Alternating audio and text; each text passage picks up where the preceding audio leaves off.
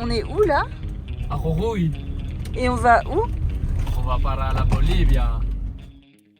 Enfin ça, c'était le plan. Rejoindre la frontière nord de l'Argentine, puis les Andes boliviennes. Tout ne se passe pas comme prévu, mais ça, on y reviendra plus tard. En attendant, nous prenons la route de la vallée du Mauaïca pour profiter de nos derniers jours dans le pays. Donc là, nous sommes à 3650 mètres d'altitude et on va encore continuer ce chemin jusque ta et on va passer le col. On va faire 900 mètres de dénivelé positif alors qu'on en a déjà fait 3 et on arrivera à plus de 4100 mètres d'altitude. Ce sera la première fois qu'on passe la barre des 4. C'est bizarre, on n'est pas encore dans la pelouse alpine, on est encore dans des buissons de désert alors qu'on est bientôt à 4000 quoi. Donc on va voir ce qu'il y a de l'autre côté de ce col. Imhotep. Ça veut dire quoi? Imhotep? Ouais. Ça va, Imhotep.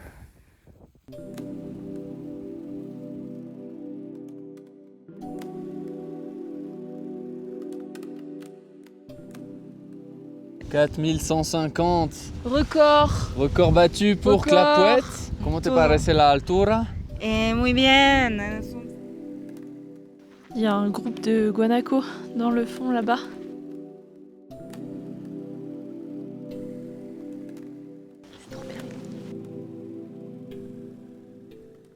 Aujourd'hui c'était trop bien. Hugo il a fait plein de coches d'oiseaux, donc il est hyper content.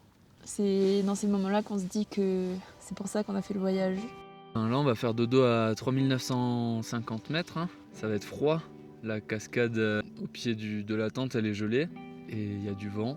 On a fait un petit barrage avec des cailloux et demain nous repartons pour de plus belles aventures.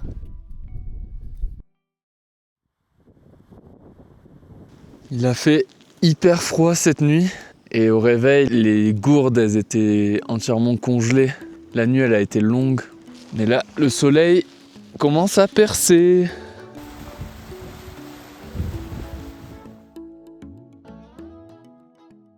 Ici on n'a pas trop le choix de regarder où on met les pieds parce que il y a vraiment des pièges. Herbe, cactus, herbe, à ne pas s'y méprendre. Ce matin, nous sommes montés en haut de cette colline et nous avons vu plein de viscaches. Toujours les proies mais pas les prédateurs. Affaire à suivre. Et ça c'est la vue de l'autre côté. C'est parti pour la descente. Il nous reste 1000 mètres de dénivelé négatif, mais faut pas qu'on s'annonce vainqueur trop vite parce qu'il y a également 12 mètres de dénivelé positif. Il est là, Weon. Il nous attend. Ça a été la descente, Gros Fox. On le sent dans les cuisses, hein, mais ouais. Assurément. Ça peut les... Est-ce qu'on va pas bien manger ce soir? Des petites patates.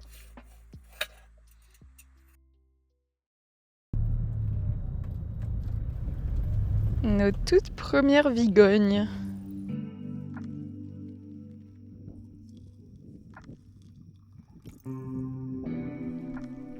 Nouveau record. Nouveau record. Quels sont vos symptômes? Petite tête qui tourne, mais ça va. Moi c'est petit, j'ai l'impression d'avoir un petit coup dans le nez là.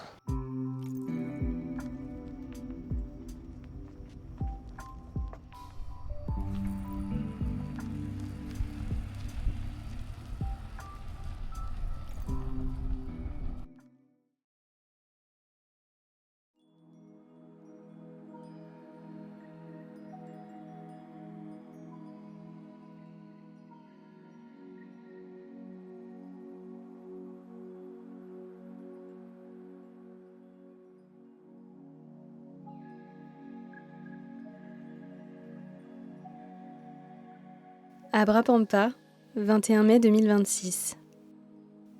Depuis quelques jours, nous ressentons bien les effets de l'altitude.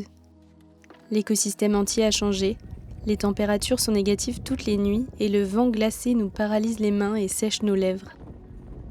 Dans cet environnement hostile, la fatigue accumulée est impitoyable.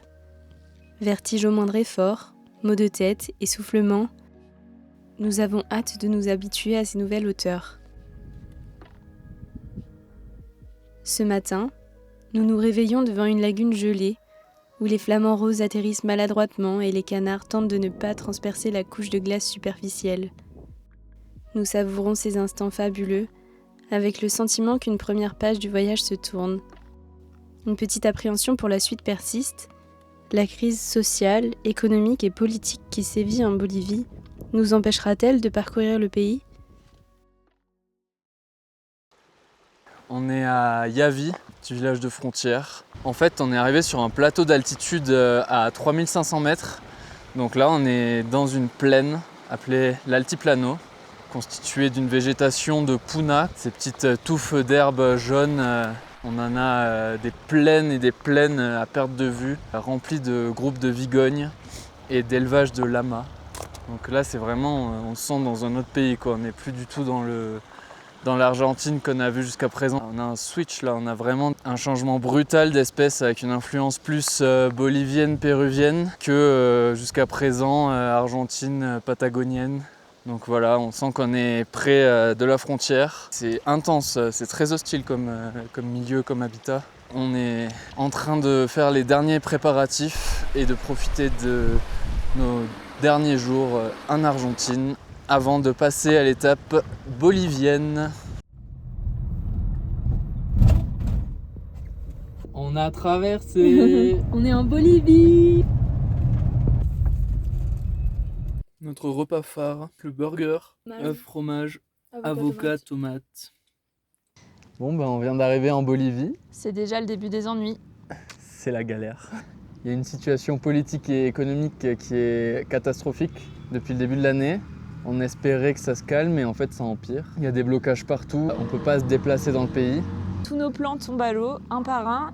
On ne peut pas passer par le fleuve. Soit on fait un énorme détour vers le Brésil, soit on traverse la région du Beni et on rejoint la frontière péruvienne par l'extrême nord de la Bolivie. Dans tous les cas, ça sera compliqué parce qu'on va devoir traverser des zones de plaine humides. Ça va être sport, tout ça.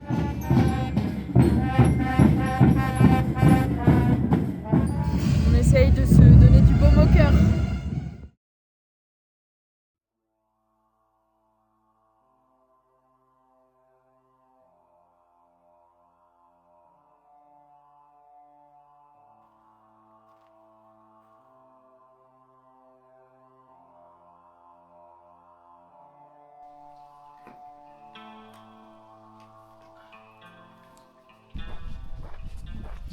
Hep, vous qui parlez très bien espagnol, pouvez-vous nous expliquer la différence entre un cañón et un camión?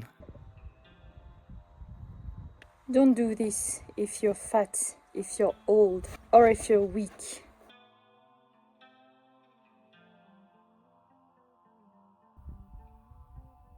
La porte d'entrée du château. Après vous. Du coup là vous avez une place de parking et après c'est le marché, donc là vous avez le stand des feuilles. Là-bas c'est un autre stand des feuilles. Là-bas après il y a des feuilles. Après il y a des feuilles. Je vous fais la visite. Oui, allons-y. Oh regardez, des peintures rupestres. C'est incroyable.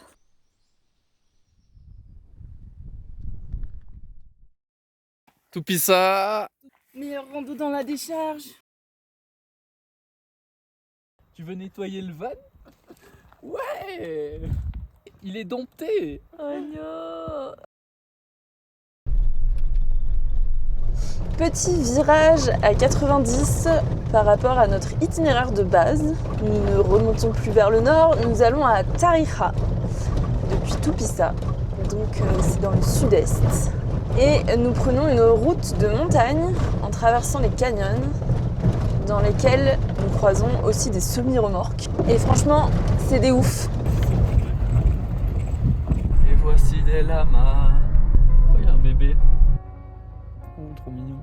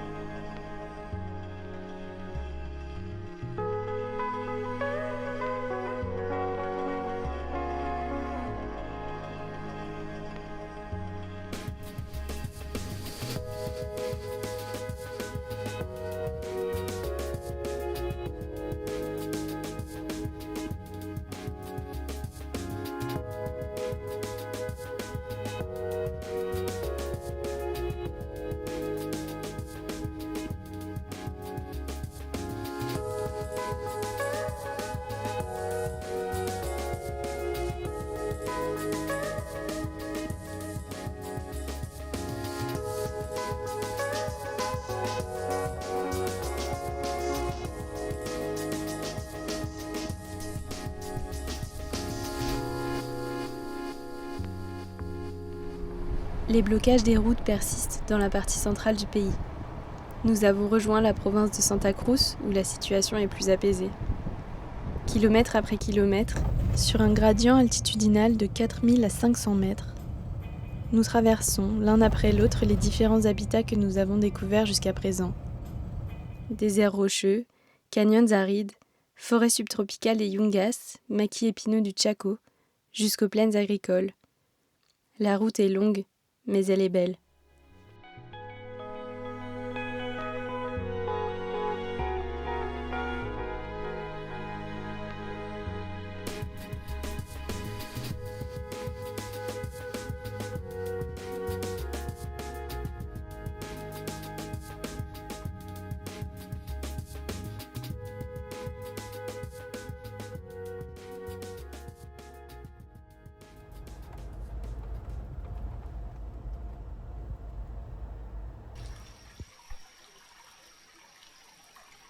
« 1er juin 2026, Parc national Amboro. La forêt où nous faisons escale est un paradis vert, une oasis de calme, pourtant foisonnante de vie. Si la période hivernale n'est pas la plus propice pour observer la faune sauvage, le paysage, lui, reste fidèle à lui-même tout au long de l'année. Les falaises rouges surplombent une vallée encaissée, où une végétation très diversifiée se développe. Forêts de bambous, bas-fonds humides sous bois dense couverts de mousse et fougères arborescentes, ou encore forêts basses, plus sèches et rabougries sur les crêtes.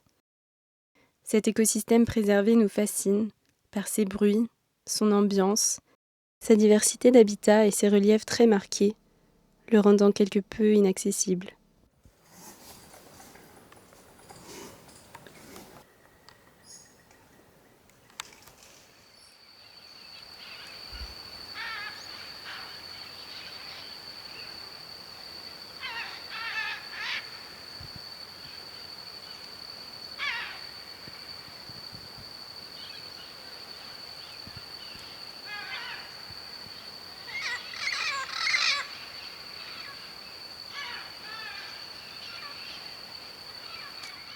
Petit déj avec vue.